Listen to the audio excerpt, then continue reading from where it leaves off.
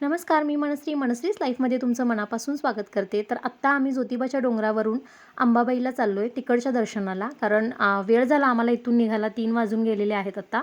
आणि हा प्रवास खूप छान होता. मी मागच्या व्हिडिओमध्ये तुमच्यासोबत शेअर केलेला आहे. फायनली आम्ही पोचलो अंबाबाईला. आणि जसं की आम्ही आधीच विचार केला होता की इथेसुद्धा गर्दी भेटेल, तर सेम तसंच झालं. इथे पण फार गर्दी होती.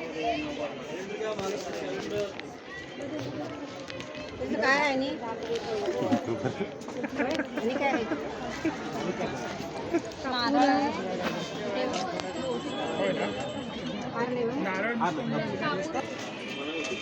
इथे खणा नारळाने किंवा मग साडी चोळीने ओटी भरू शकता. मला पूर्ण आहेर करायचं होतं देवीला, म्हणून मी साडी घेतली होती इथे. ओटी वगैरे घेतली आणि आम्ही दर्शनाला जायला निघालो. तिथं गेल्यानंतर आम्हाला असं पहिला वाटलं की सुरुवातीला ज्या ज्या लाईन दिसतात तेवढंच आम्हाला काय ते जायचं आहे, त्याच्यानंतर लगेच मंदिरात प्रवेश भेटेल, पण असं नाही झालं. ह्याच्या त्या साईडला सुद्धा लाईन होती आणि खूप वेळ आम्ही लाईनीमध्ये फिरलो. जवळजवळ 2 तास आम्हाला इथे गेले लाईनीमध्ये.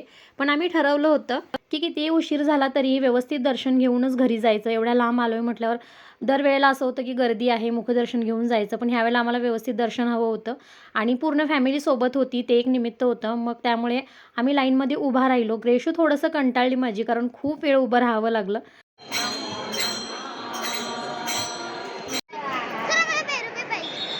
आता वाजले 6 आणि आमचं दर्शन झालं अंबाबाईला.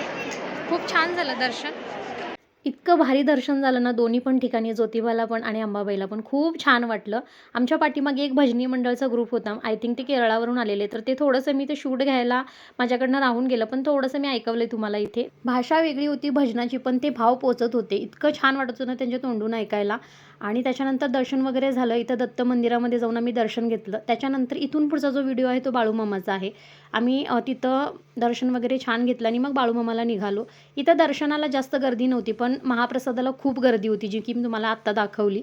इथं पण खूप छान दर्शन झालं, कारण जास्त गर्दी नसल्यामुळे पटपट नंबर लागले आमचे. आणि एक 10 ते 15 मिनटंच आम्ही फक्त लाईनमध्ये उभा राहिलो असेल, पण जेवणासाठी आम्हाला थांबावं लागलं. वेळ कसाही झालेला, म्हटलं महाप्रसादाचा टाईम पण झालेला आणि महाप्रसाद घेऊनच निघायचा, म्हणून मी महाप्रसाद घेऊनच निघालो. तर खूप भारी वाटलं एकंदर. इथे 2 वर्षाआधी इथे पण आली होती मी आणि आता 2 वर्षानंतर सगळीकडे झालं. पण आम्हाला अजून मेतक्याला वगैरे जायचं होतं पण ते पॉसिबलच झालं नाही, कारण खूप वेळ झालेला त्याच्यामुळे. बाळूमामांचं जन्मस्थान अक्कोळ तिथंही जायचं होतं, पण राहूनच गेलं आमच्याकडनं. बघू नेक्स्ट टाईम कधीतरी नक्की जाईन. खूप छान दर्शन झालं आणि इथून सुद्धा ना समोर असं उभं राहिलं की बाळूमामांची मूर्ती दिसते, पण ती कॅमेऱ्यामध्ये व्यवस्थित कॅप्चर होत नव्हती. तर खूप छान वातावरण होतं. प्रसाद वगैरे घेतला, त्याच्यानंतर महाप्रसादसुद्धा घेतला, घरी द्यायला प्रसादसुद्धा घेतला आणि मग आम्ही घरी यायला निघालो.